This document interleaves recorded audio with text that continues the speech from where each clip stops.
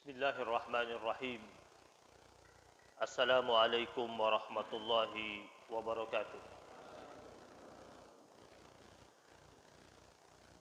Alhamdulillah, alhamdulillahi wa kafa. Wassalatu wassalamu ala habibina al-mustafa wa ala alihi wa ashabihi ahli sidqi wal wafa.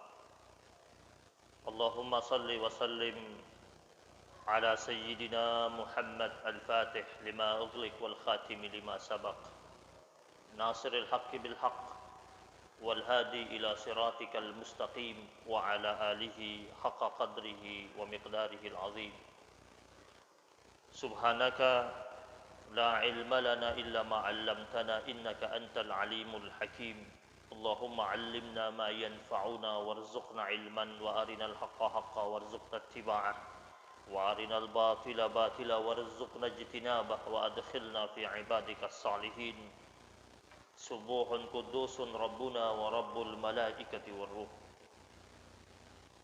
Muslimin muslimat jamaah salat maghrib Masjid Jami' Al-Mubarakah yang dirahmati Allah Subhanahu wa taala, segenap pengurus masjid dan pengurus yayasan yang insyaallah mendapatkan limpahan rahmat dan keberkahan dari Allah Subhanahu wa taala. Alhamdulillah, segala puji bagi Allah Subhanahu wa taala atas limpahan rahmat dan karunia yang Allah Subhanahu wa taala setiap saat, setiap waktu turunkan dalam kehidupan kita, dan sebagai hamba-Nya tidak ada yang dapat kita lakukan kecuali kita menghadirkan rasa syukur kita yang paling tinggi hanya kepada Allah Subhanahu wa taala, dan berusaha untuk mempersembahkan keimanan kita yang paling kuat juga hanya untuk Allah Subhanahu wa taala. Syukur yang tak bertepi, syukur yang tak pernah ada habis-habisnya, syukur yang setiap saat kita lakukan dalam detik kehidupan kita, syukur yang akhirnya membuat kita dijauhkan dari segala macam bentuk musibah, ujian dan bala dari Allah Subhanahu wa taala. Jamaah yang dirahmati Allah Subhanahu wa taala, ada sesuatu yang menarik di dalam Al-Quranul Karim, yaitu Allah menurunkan satu surat yang berbicara tentang satu suku, yaitu surat Al-Quraisy, surat yang berbicara tentang suku Quraisy. Berarti ada sesuatu yang istimewa yang terkandung pada suku tersebut. Jadi Allah Subhanahu wa taala ketika berfirman dalam Al-Qur'an, maka firman-Nya itu pasti sesuatu yang utama dan sangat utama. Allah berbicara tentang nabi-nabi di dalam Al-Quranul Karim.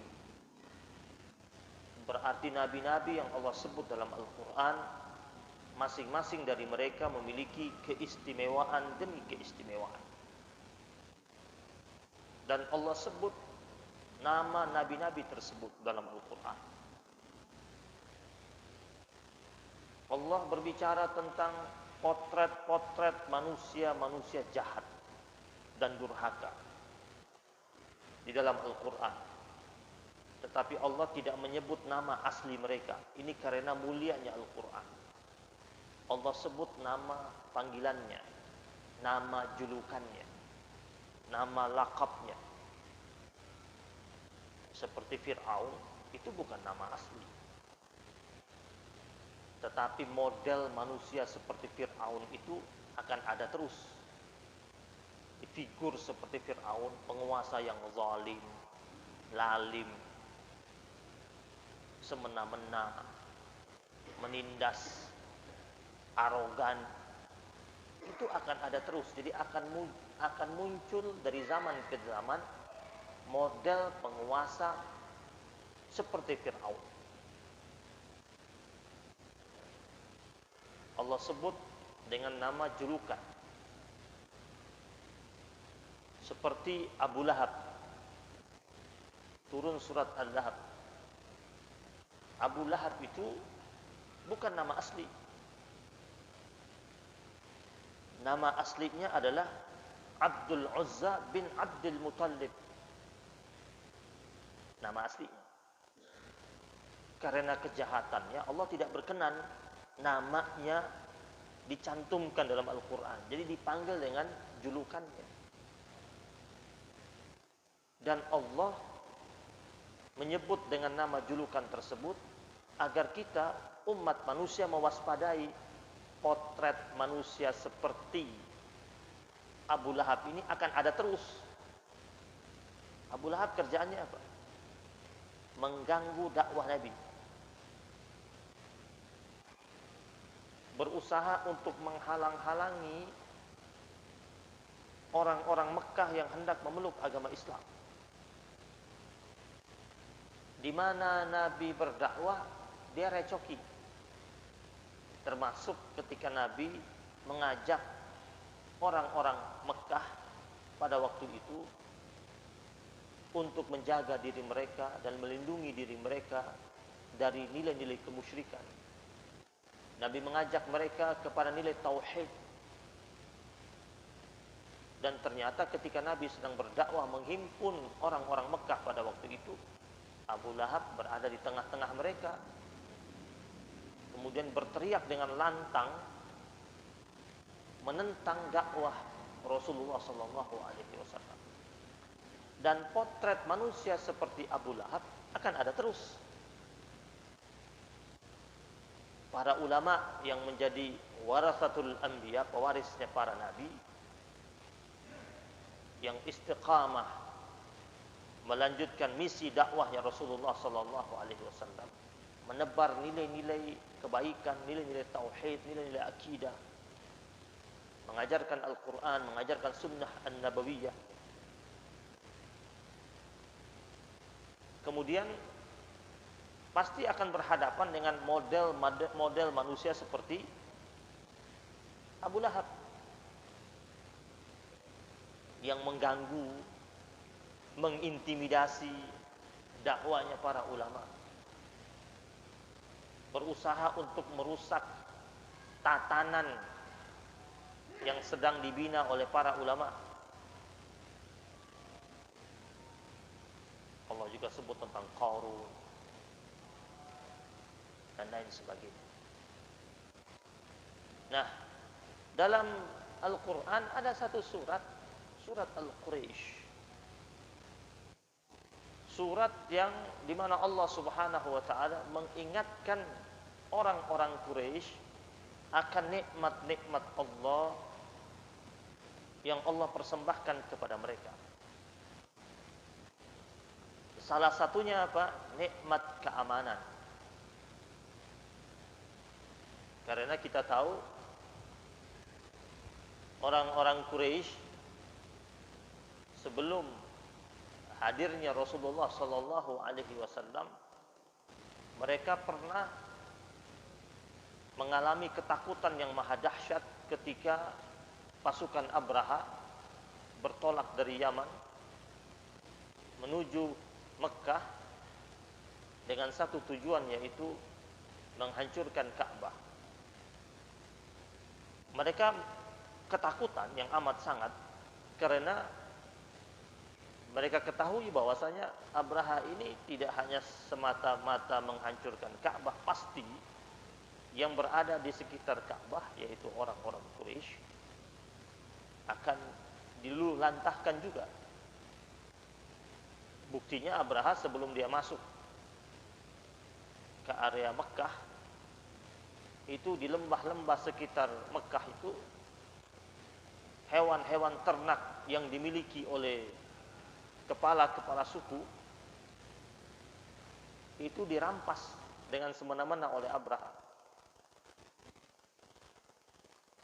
Jadi dia melakukan kezaliman demi kezaliman di tengah-tengah usahanya untuk menghancurkan Ka'bah tersebut.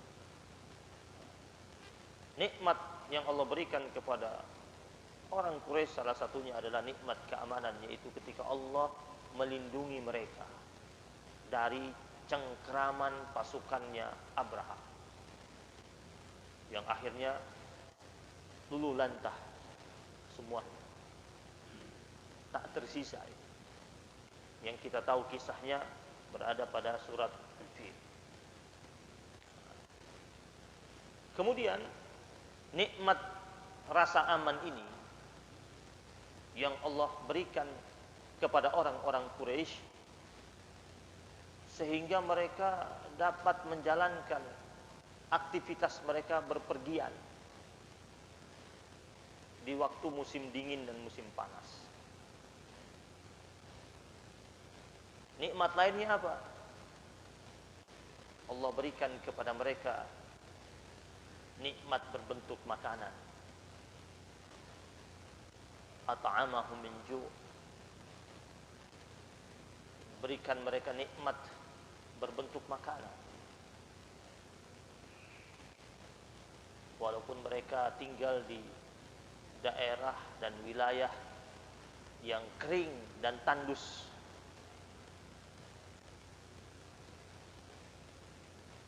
Syekh Wahbah Zuhaili dalam tafsirnya Al-Munir mengetengahkan sebuah hadis yang disampaikan Rasulullah sallallahu alaihi wasallam tentang faddalallah Quraisyan. Kata Nabi, Allah Subhanahu wa taala memberikan keutamaan kepada orang Quraisy di sab'in. Orang Quraisy diberikan keutamaan oleh Allah Subhanahu wa taala tentang 7 keutamaan. Yang pertama kata Nabi, anni fihim. Maksudnya apa? Rasulullah sallallahu alaihi wasallam dari kalangan mereka. Kata Nabi, aku dari kalangan mereka. Wa anna an-nubuwata fihim. Dan kenabian ada pada mereka. Ini karena Nabi berasal dari mereka. Dan Rasul sallallahu alaihi wasallam menerima risalah kenabian. Lalu kata Nabi, wa anna an-nubuwata fihim. Kenabian berada pada mereka. Kemudian yang berikutnya, wal hijabah fihim. Wasiqaya fihim. Hijabah dan siqaya ada pada mereka.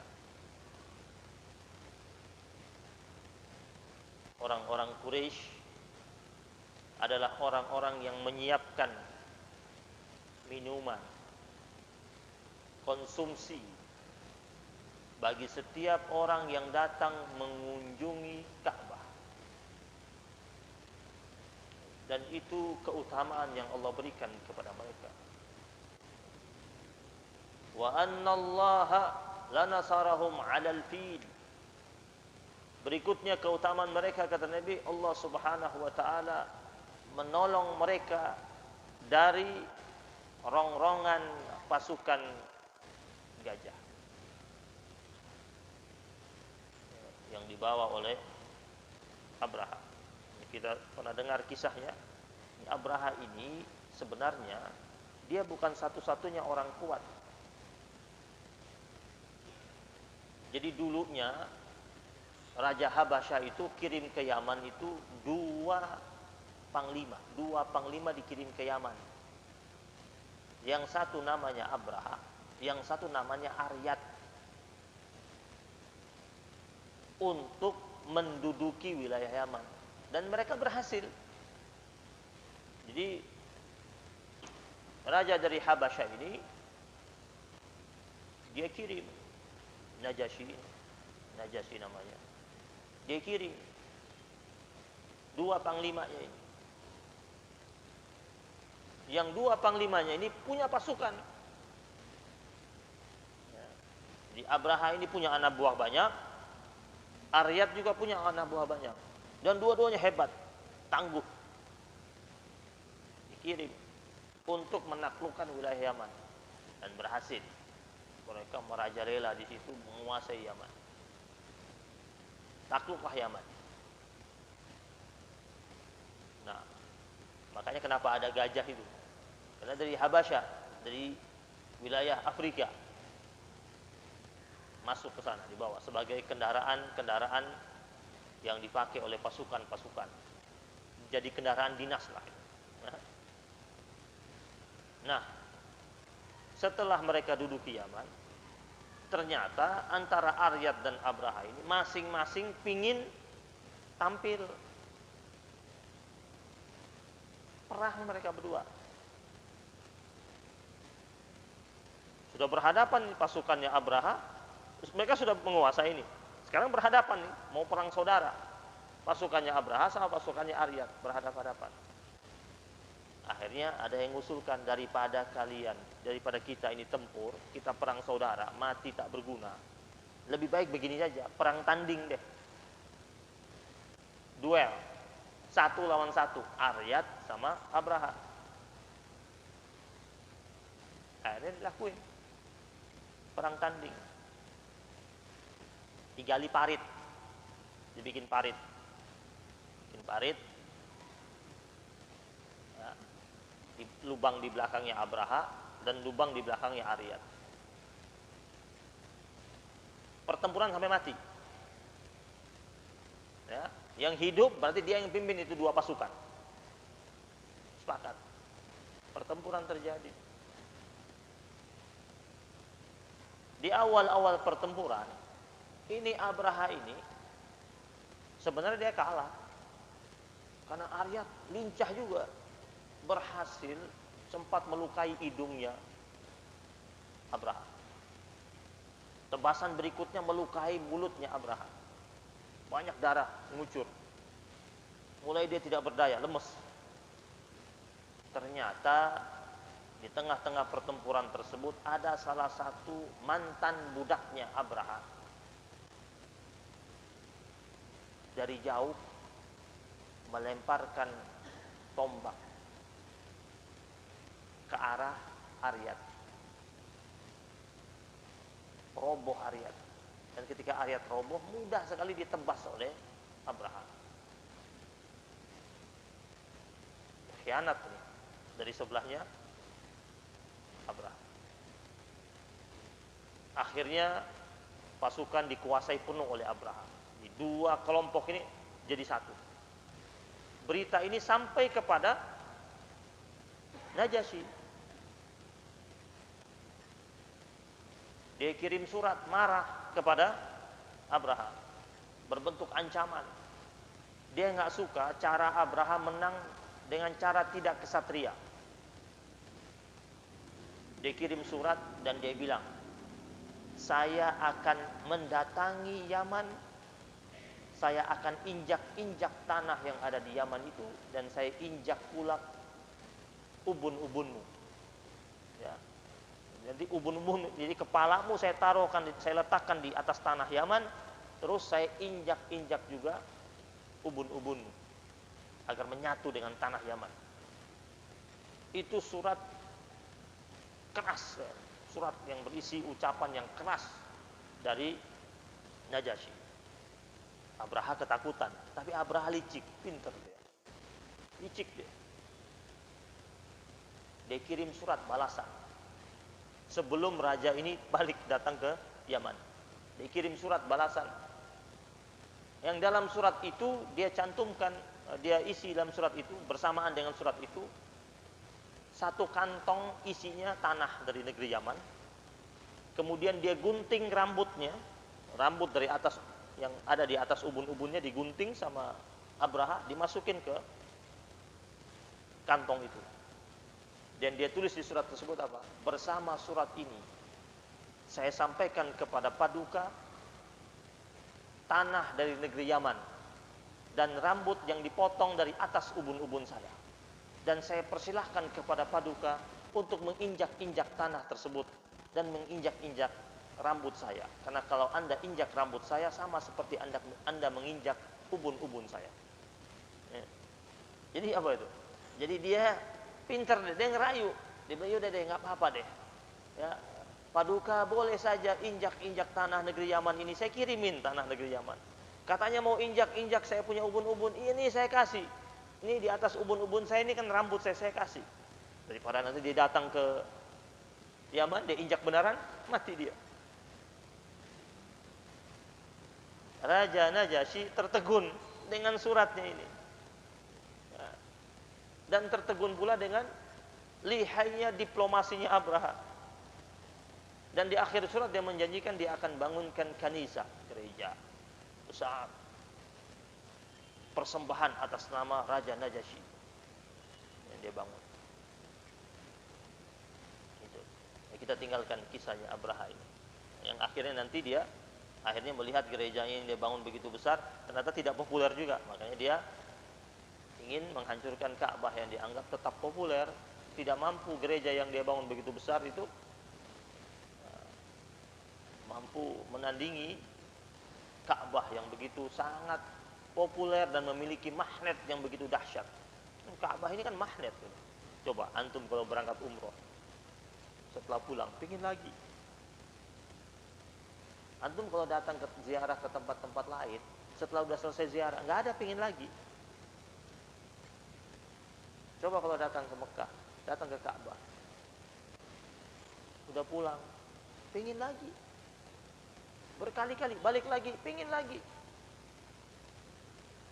Bahkan kalau lagi tawaf wada itu, tanpa disadari nangis. Nangis. Rasa berat untuk berpisah. Coba, ada orang pergi ke tempat rekreasi pas mau pulang nangis. Nangis sih. Tapi nangisnya bukan nangis berpisah, uangnya habis.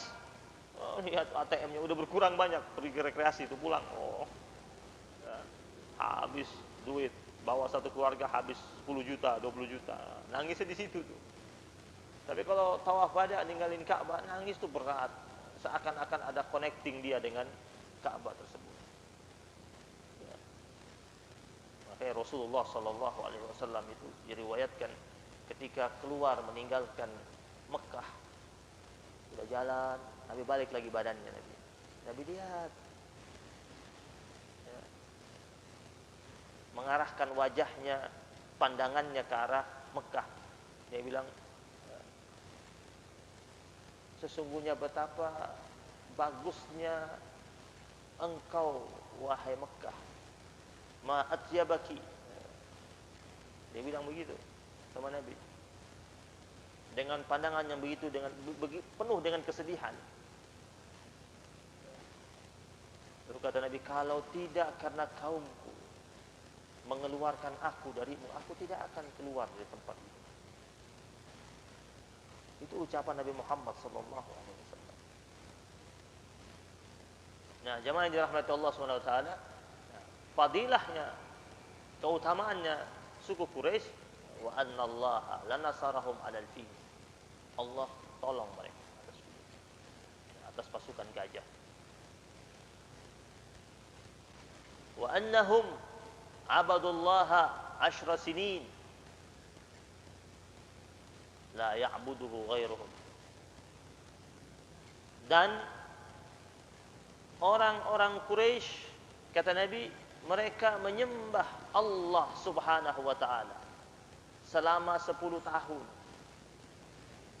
Saat tidak ada kaum selain mereka yang menyembahnya.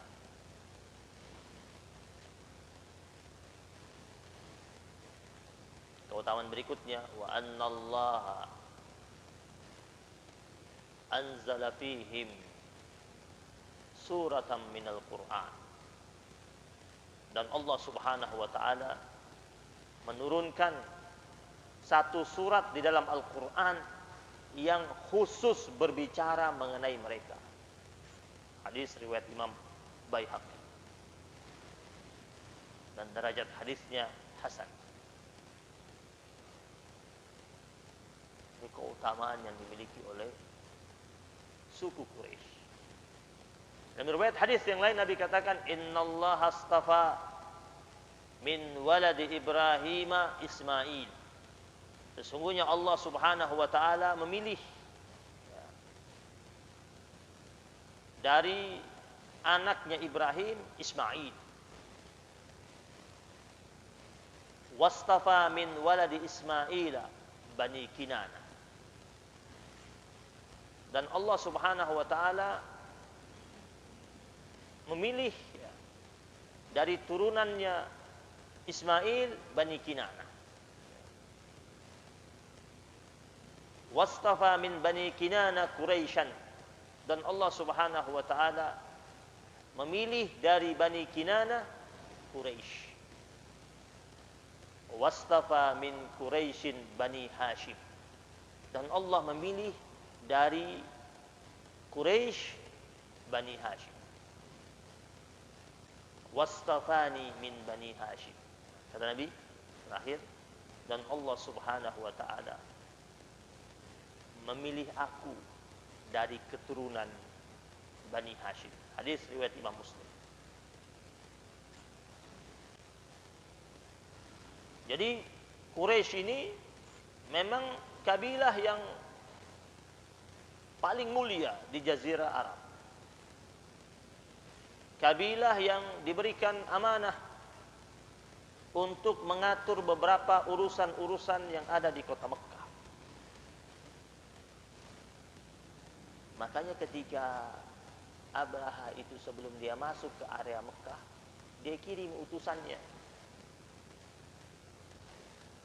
Ya, dia masih berada di pinggiran kota Mekah, dia kirim utusannya, dia bilang temui siapa orang yang paling disegani di sana, suruh bawa jumpa sama aku. Temui, datang saya tanya. Akhirnya yang dibawa jumpa sama Abraha siapa? Abdul Muttalib, kakeknya Rasulullah sallallahu alaihi wasallam. Terjadi dialog. Abraha bilang, saya datang kemari, tujuan saya satu, tujuan utama, hancurkan Ka'bah. Dia bilang, di tengah perjalanan saya ada dua kabilah kecil mencoba menghalang-halangi saya di sana, tapi semuanya sudah tewas, mati semuanya. Gimana ngalangin? Dia pakai gajah ini, mati semua. Terus dia bilang sama Abdul Muttalib, nah sekarang saya sudah dekat ini, jangan sampai ada yang berusaha untuk halang-halangi lagi. Nanti nasibnya sama seperti dua kabilah kecil sebelumnya itu, yang menghalang saya di tengah jalan itu. Terus dia tanya sama Abdul Muttalib, silakan Anda berbicara dengan saya, dikasih waktu untuk bicara. Abdul Muttalib ngomongnya apa? Saya minta kau kembalikan 200 ekor onta saya yang kau tahan. Kata Abraha, saya ini datang kemari niatnya hancur Ka'bah. Engkau bukan ngomong sama saya, berbicara mengenai Ka'bah yang mau saya hancurkan ini, malah kau bicara yang punya engkau ini, onta itu. Kata Abdul Muttalib, ya, karena urusan Anda dengan saya, onta saya itu yang kau rampok itu. Karena dia rampok banyak onta-onta ini, rampok. Banyak punya kabilah-kabilah suku dia rampok. Kau kembalikan punya mereka dan kembalikan juga punya saya, balikin. Adapun, kata Abdul Muttalib, adapun mengenai urusanmu untuk menghancurkan Ka'bah, itu urusanmu dengan Rabbul Ka'bah. Kata Abdul Muttalib, bukan sama saya urusannya, sama yang punya Ka'bah. Itu kepasrahan, lihat kepasrahan.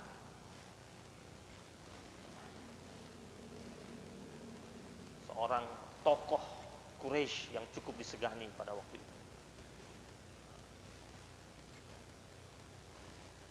Jamaah yang dirahmati Allah Subhanahu wa taala, kita coba perhatikan ketika Allah Subhanahu wa taala berfirman li'ila fi Quraisy. Kata Ibnu Jarir, ini firman Allah yang menunjukkan makna ta'ajjub, yang menunjukkan nilai kagum terhadap kebiasaan orang-orang Quraisy, yang menunjukkan keistimewaan orang-orang Quraisy yang Allah Subhanahu wa taala limpahkan nikmat atas mereka.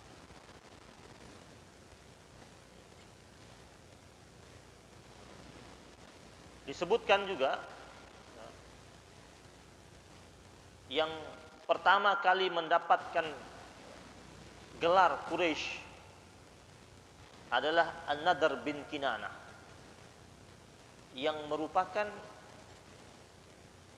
kakek buyutnya Rasulullah sallallahu alaihi wasallam yang ke-13.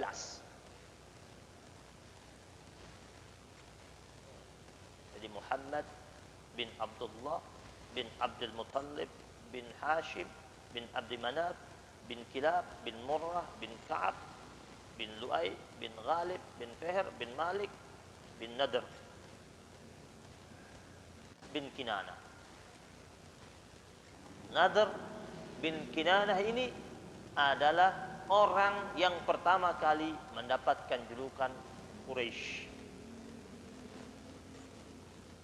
Ada juga yang mengatakan yang pertama kali mendapatkan julukan Quraisy adalah Fihr bin Malik. Fihr bin Malik, kakek Nabi yang ke-11. Ada yang mengatakan Nadr bin Kinanah yang mendapatkan pertama kali julukan Al-Quraisy. Hampir seluruh penduduk asli kota Mekah keturunan Quraisy. Lalu kata Quraisy ini, kata para ulama salafus salihin, ya, diambil dari kata at-takarrush, yang artinya yang terhimpun atau keterhimpunan. Anggota suku yang tadinya terpencar-pencar menyatu dalam satu himpunan yang kokoh dan kuat, terus disebut dengan Quraisy. Yang melakukannya adalah tadi itu, Nadr bin Kinanah. Kemudian ada juga yang mengatakan kata Quraisy itu berasal dari kata qarasha, yang artinya berusaha dan mencari. Karena suku Quraisy ini terkenal sebagai pengusaha-pengusaha yang tangguh dan yang ulet. Kita tahu kakeknya Nabi pengusaha, punya usaha. Selain dia kepala suku, dia pengusaha. Paman-pamannya Nabi juga begitu. Abdul Muttalib, Abu Talib. Abu Talib juga pengusaha. Kemudian Al-Abbas juga. Al-Abbas bin Abdul Muttalib pengusaha juga. Ya. Kemudian Abu Lahab itu, Abdul Uzza bin Abdul Muttalib, Abu Lahab pengusaha juga. Abu Lahab kaya, berduit. Menurut riwayat Abu Lahab itu mukanya tampan, putih kemerah-merahan. Ya. Putih kemerah-merahan, makanya dia dipanggil dengan julukan Abu Lahab. Karena dia kalau marah mukanya menyala, merah mukanya. Abu Lahab bukan hanya dia istrinya, usahanya sama-sama pengusaha istrinya. Istrinya pakainya kalung menurut riwayat kalung rantai kalung emas istrinya Abu Lahab tidak dimiliki oleh perempuan lain di kota Mekah. Makanya Allah berfirman, fi jidiha hablum min masad. Itu kalung emas yang suka dia pakai, yang suka dia banggakan, nanti di hari akhir itu Allah bilang diganti dengan apa? Tali gede, tali besar, dan tali itu dari api neraka. Tali itu tali tali tambang kapal, nah, nanti diganti itu dengan tali tambang kapal, itu menyala-nyala di lehernya. Itu ada kisahnya kenapa sampai akhirnya Allah sebut bahwasanya istrinya Abu Lahab itu di lehernya itu bakal dikalungkan tali besar yang menyala. Karena istrinya Abu Lahab itu dia suka ngomong sama orang-orang. Kalau ada orang-orang mau melawan dengan pasukannya Nabi, Dia suka bilang begini, kalau kurang dana, kalau kurang duit, nih masih ada nih emas saya nih yang gede ini. Itu kebanggaannya emang, emas mahal nih. Nih kalau kurang nih tinggal nanti pakai emas saya ini, tinggal pakai ini. Saya sumbangkan emas saya ini untuk tempur. Walaupun nggak pernah dia jual-jual tuh. Ya. Kan ada orang kaya kan ngomong doang gitu ya. Istrinya Abu Lahab itu. Akhirnya Allah bilang, fi jidha hablum min masad. Kemudian ada juga yang mengatakan kata Quraisy berasal dari kata kirsh. Kirsh dalam bahasa Arab, kirsh artinya ikan hiu. Ikan yang sangat kuat, sangat hebat, sangat kokoh, melebihi ikan-ikan lainnya. Bahkan bisa menjungkir balikkan perahu. Jadi makna Quraisy ini mana yang hebat, jagoan.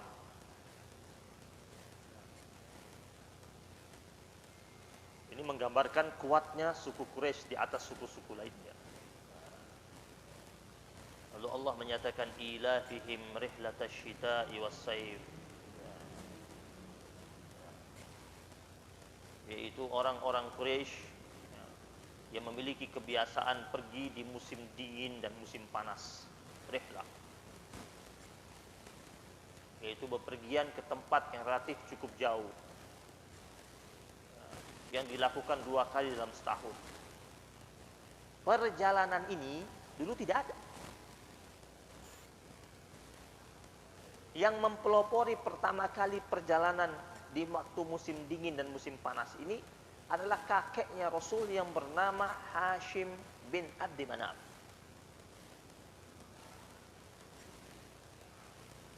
Jadi sebelumnya itu di Mekah itu ada nama istilah al-i'tifar.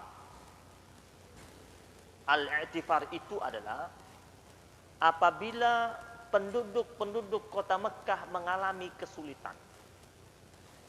Ya. Kesulitan pangan, kesulitan pangan, makanan. Maka satu keluarga, ada satu keluarga dia mengalami kesulitan makanan. Satu keluarga yang kesulitan makanan itu mereka akan bawa keluarganya jauh keluar dari kota Mekah. Kemudian mereka bangun tenda yang sederhana, mereka menunggu kematian di situ.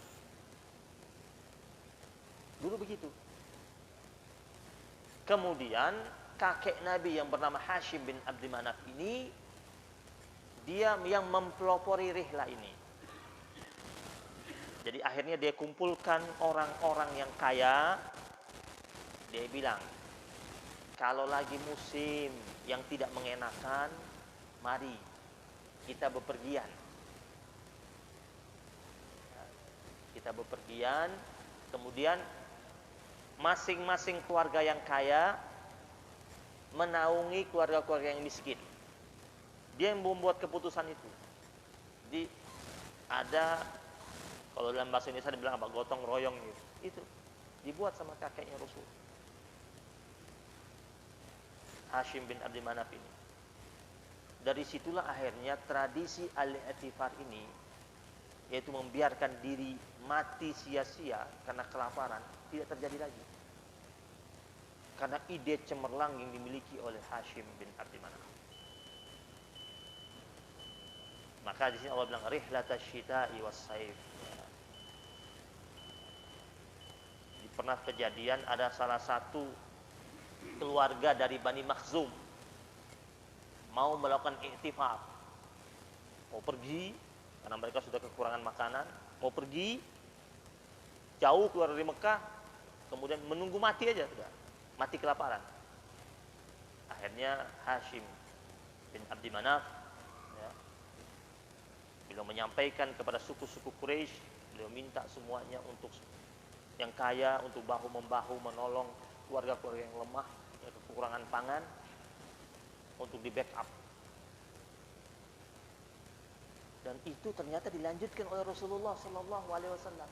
Di Madinah itu ada namanya Ahlus Sufah. Ahlus Sufah. Ahlus Sufah itu adalah bagian dari sahabat-sahabat Nabi yang miskin, yang tinggalnya di emperan Masjid Nabawi. Menurut riwayat hampir 400 orang.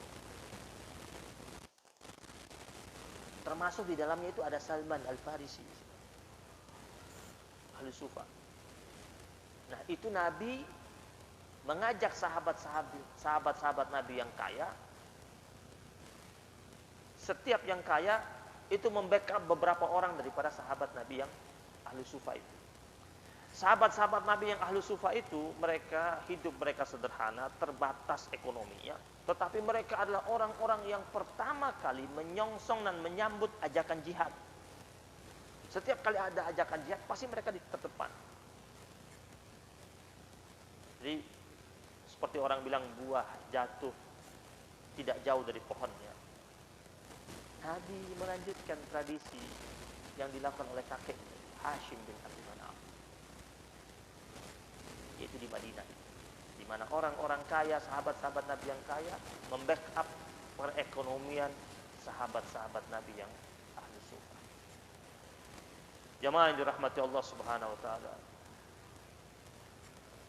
Terakhir, ya, Allah menyatakan falyabudu rabb hadzal bait. Allah menginstruksikan kepada suku Quraisy pada khususnya dan umat muslimin pada umumnya, sembahlah Dia Allah, Tuhan pemilik Ka'bah. Makanya Nabi dakwah pertama kali itu apa? Wa anzir ashiratakal aqrabin. Itu perintah Allah, wahai Rasul, berikanlah peringatan kepada kerabat dan keluarga dekatmu terlebih dahulu. Dan Allah menyatakan falyabudu rabb hadzal bait alladzi at'amahum min ju' wa amanahum min khauf. Kalau sungguh-sungguh menyembah Allah, sungguh-sungguh patuh sama Allah, sungguh-sungguh ikuti rambu-rambu ilahiyah yang Allah telah tetapkan, at'amahum min ju'. Allah Subhanahu wa taala akan memberikan makan bagi orang-orang yang lapar di negeri mana saja, jika menguatkan nilai tauhidnya, mengedepankan nilai-nilai syariatnya, mengikuti konstitusi ilahiyah yang telah Allah tetapkan, yang ada pada rukun iman, rukun Islam, dan nilai ihsan. Allah katakan at'amahum min ju'. Allah akan berikan mereka makanan. Karena makanan ini yang berikan siapa? Allah. Kita manusianya ikhtiar. Ya. Yang bikin gagal panen itu siapa? Allah. Yang bikin banjir itu siapa? Allah. Sebabnya siapa? Perbuatan kita. Karena perilaku kita, sikap kita, itu yang membuat akhirnya gagal panen, banjir. Yang bikin naik harga siapa? Allah. Bukan tengkulak yang bikin naik harga itu. Allah yang bikin. Yang bikin harga turun siapa? Allah juga. Yang bikin suatu daerah jadi makmur siapa? Allah juga. Nah, kalau mau makmur, falyabudu rabb hadzal bait. Mau makmur, sembah Allah. Allah menyatakan dua di sini. Dan ini kan jadi ketentuan tiap negara, seluruh negara di seluruh dunia itu yang dibutuhkan dua saja kan. Aman secara pangan, logistik ya, makanan, kemudian aman secara sosial politik. Dan Allah bilang di Al-Qur'an, "Falyabudu rabb hadzal bait." Sembahlah Dia Allah, Tuhan pemilik Ka'bah, Allah Rabbul Alamin, alladzi at'amahum min ju' wa amanahum min khauf. At'amahum min ju' itu apa? Nyaman ekonominya,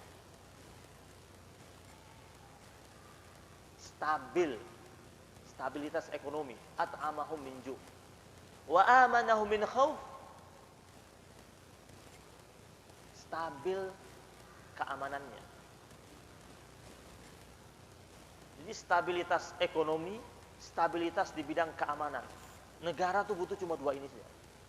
Dia pasti makmur kalau stabil ekonominya dan stabil keamanannya. Dan Allah sebut di Al-Quran, pingin ini dua dapat, syaratnya satu saja. Falyabudu rabb hadzal bait. Di penghambaan yang totalitas kepada Allah. Apa itu penghambaan yang totalitas? Mematuhi ketentuan ilahiyah, menjalankan syariat yang telah Allah tetapkan, patuh terhadap perintah-perintah Allah, menghindari secara maksimal segala macam bentuk larangan-larangan Allah Subhanahu wa taala. At'amahum min ju' wa amanahum min khauf. Negeri Mekah, Madinah, jika mereka terus jalankan ini, mereka terus makmur. Tapi jika dari waktu ke waktu penduduk yang tinggal di sana